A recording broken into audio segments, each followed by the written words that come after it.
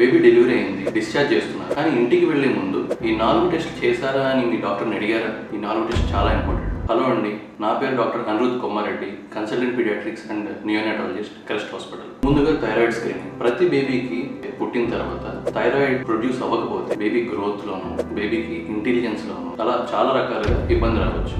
So దీన్ని prevent చేయడానికి ఒక సింపుల్ బ్లడ్ టెస్ట్ ద్వారా పుట్టగానే థైరాయిడ్ స్క్రీనింగ్ అనేది మనం చేసుకుంటాం. Coming to second important test, metabolic screening test. పుట్టిన వెంటనే చాలా మంది బేబీస్కి ఎటువంటి సింటమ్స్ ఉండకపోవచ్చు, ఆ డిసీజెస్ బయటపడకపోవచ్చు, కానీ ఈ సింపుల్ బ్లడ్ స్పాట్ టెస్ట్ చేయడం వల్ల అవి మనం ఎర్లీగా ఐడెంటిఫై చేస్తాం.